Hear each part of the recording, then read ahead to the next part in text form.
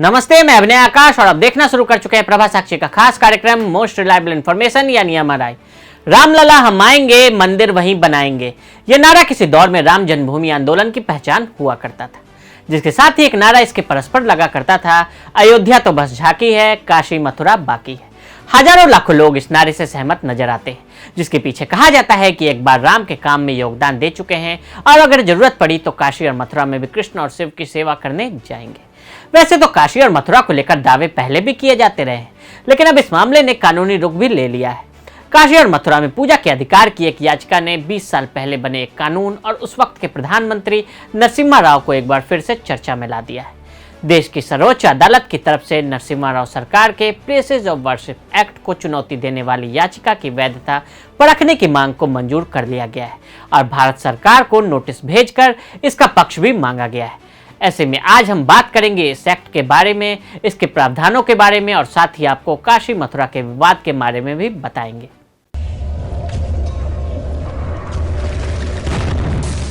ये 90 के दशक की बात है। राम जन्मभूमि आंदोलन प्रखर रूप से सामने आया। 1991 के लोकसभा चुनाव के दौरान तमिलनाडु के श्री पेरुम्बदूर में एक चुनावी सभा के दौरान लिट्टे के आत्मघाती हमले में राजीव गांधी की हत्या कर दी जाती है। इसके बाद नरसिम्हा राव जून 1991 में प्रधानमंत्री पद पर आसीन हुए। राम मंदिर जन्मभूमि आंदोलन अपने चरम पर था। इसके साथ ही विश्व हिंदू परिषद की ओर से वाराणसी में ज्ञानवापी मस्जिद और मथुरा में शाही ईदगाह के खिलाफ भी आंदोलन तेज हो रहा था। अयोध्या की तरह ही इन्हें भी वापस सौंपे जाने की मांग हो रही थी। उस वक्त कांग्रेस की सरकार सत्ता में थी और नरसिम्हा राव उसके अगुवा थे। राव सरकार ने प्लेसेस ऑफ वर्शिप एक्ट यानी पूजा स्थल विशेष प्रावधान अधिनियम बनाया। आपको बता दें कि कांग्रेस ने 1991 में अपने चुनावी घोषणा पत्र में ऐसे कानून लाने की बात पहले ही कह दी थी। अधिनियम के बिल को बहस के लिए संसद के मानसून सत्र में प्रस्तुत किया गया। उस वक्त के गृह मंत्री शंकर राव चौहान ने 10 सितंबर 1991 में लोकसभा में बहस के दौरान इस बिल को भारत के प्रेम और शांति, आपसी भाईचारे के महान संस्कारों का एक सूचक बताया और कहा, सभी धर्मों के प्रति सहिष्णुता हमारी महान सभ्यता का चरित्र है। क्या कहता है कानून? 1991 में लागू कानून में कहा गया है कि पूजा स्थलों की स्थिति जो 15 अगस्त 1947 को थी उसमें कोई बदलाव नहीं किया जाएगा। इस कानून में अयोध्या के श्री राम जन्मभूमि को अलग रखा गया था। अयोध्या के श्री राम जन्मभूमि केस के अलावा अदालतों में लंबित ऐसे सभी मामले समाप्त समझे जाएंगे। कानून के बारे में बताते हुए तत्कालीन गृह मंत्री एस बी चौहान ने संसद में कहा कि यह सांप्रदायिक तनाव को रोकने के लिए इसे लाया गया है। इसके क्या प्रावधान है? इस अधिनियम की धारा 3 के अनुसार किसी पूजा स्थान या उसके खंड को अलग धार्मिक संप्रदाय की पूजा स्थली में बदलने पर प्रतिबंध लगा दिया गया। यह अधिनियम राज्य पर एक सकारात्मक दायित्व भी प्रदान करता है, वह स्वतंत्रता के समय मौजूद प्रत्येक पूजा स्थल के धार्मिक चरित्र को बनाए रखे। अधिनियम की धारा 4(1) में कहा गया कि 15 अगस्त 1947 को विद्यमान पूजा स्थल का धार्मिक चरित्र वैसा ही रहेगा जैसा उस दिन था।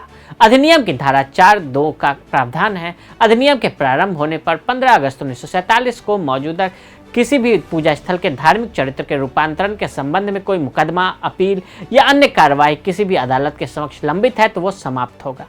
इसके साथ ही इस प्रकार के किसी भी मामले के संबंध में कोई मुकदमा, अपील या अन्य कार्रवाई नहीं होगी। न्यायालय ने अयोध्या विवाद कैसे सुना? अधिनियम की धारा 5 के अनुसार अयोध्या के राम जन्मभूमि बाबरी मस्जिद विवाद पर लागू नहीं होगा, न ही इससे संबंधित किसी भी प्रक्रिया में हस्तक्षेप करेगा। इसी कारण राम जन्मभूमि विवाद पर सुनवाई हुई और फैसला आया। सुप्रीम कोर्ट ने अधिनियम के बारे में क्या कहा? अयोध्या मामले पर फैसला सुनाते हुए चीफ जस्टिस रंजन गोगोई की अध्यक्षता वाली संविधान पीठ ने इस कानून का जिक्र करते हुए कहा था कि यह संविधान के धर्मनिरपेक्ष मूल्यों को प्रकट करता है। सुप्रीम कोर्ट की तरफ से कहा गया कि संसद ने तय किया कि उपनिवेशवादी शासन से आज़ादी हमें अतीत के अन्याय पर मरहम लगाने का संवैधानिक आधार प्रदान करती है। हर एक धार्मिक समुदाय को यह आश्वासन देता है कि उसके धार्मिक स्थलों का संरक्षण होगा और उनका चरित्र नहीं बदला जाएगा। सुप्रीम कोर्ट की तरफ से कहा गया कि प्लेसेस ऑफ वर्शिप एक्ट विधायिका की तरफ से किया गया प्रावधान है जो पूजा स्थलों के धार्मिक चरित्र को यथावत बरकरार रखने को हमारे धर्मनिरपेक्ष मूल्यों के अनिवार्य पहलू बनाता है। कानून को क्यों दी गई चुनौती? दिल्ली बीजेपी नेता अश्विनी उपाध्याय ने सेक्युलरिज्म के सिद्धांतों का उल्लंघन बताते हुए इस कानून की वैधानिकता को चुनौती दी है। उन्होंने यह भी तर्क दिया कि 15 अगस्त 1947 की कट ऑफ तारीख मनमाना, तर्कहीन और पूर्वव्यापी है और हिंदुओं, जैनियों, बौद्ध और सिखों की अदालतों से पूजा स्थल पर दोबारा प्रवेश करने से रोकती है, जिन पर आक्रमण किया गया, कट्टरपंथी बर्बर आक्रमणकारियों द्वारा और अतिक्रमण किया गया।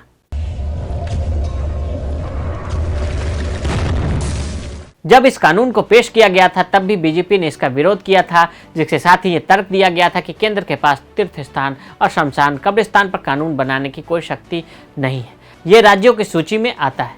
हालांकि सरकार ने अपनी तरफ से दलील देते हुए कहा कि इस कानून को लागू करने के लिए संघ सूची की प्रविष्टि 97 के तहत अपनी अविष्टि शक्ति का उपयोग कर सकती है। प्रविष्टि 97 केंद्र को उन विषयों पर कानून बनाने के लिए अविष्ट शक्ति प्रदान करता है जो 3 सूचियों में से किसी में भी संलग्न नहीं है। एक और विवाद जो कानून को लेकर है, इसके लागू होने की तारीख भारत के आज़ाद होने के दिन से है, जिसका अर्थ है कि औपनिवेशिक सत्ता द्वारा निर्धारित यथास्थिति को अंतिम माना जाता है। मथुरा का कृष्ण जन्मभूमि विवाद क्या है?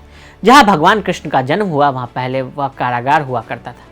यह पहला मंदिर 80-57 ईसा पूर्व बनाया गया। इस संबंध में महाचित्र सौदास के समय एक शिलालेख से ज्ञात होता है कि किसी वसु नामक व्यक्ति ने यह मंदिर बनाया था। इसके बहुत काल के बाद दूसरा मंदिर विक्रमादित्य के काल में बनाया गया था। इस भव्य मंदिर को सन 1017-18 ईस्वी में महमूद गजनवी ने तोड़ दिया। बाद में महाराजा विजयपाल देव के शासन में सन 1150 ईस्वी में जज्ज नामक किसी व्यक्ति ने इसे बनवाया। काशी विश्वनाथ मंदिर और इससे जुड़े तथ्य। काशी विश्वनाथ मंदिर भगवान शिव के 12 ज्योतिर्लिंगों में से एक है, इसलिए यह हिंदुओं की आस्था के सबसे बड़े केंद्रों में से एक माना जाता है। भारत में मुस्लिम आक्रांताओं के आने के साथ ही काशी विश्वनाथ मंदिर पर हमले शुरू हुए। सबसे पहले 11वीं शताब्दी में कुतुबुद्दीन ऐबक ने हमला किया। इस हमले में मंदिर का शिखर टूट गया, लेकिन बावजूद इसकी पूजा पाठ होती रही। 1585 में राजा टोडरमल ने काशी विश्वनाथ मंदिर का पुनर्निर्माण कराया।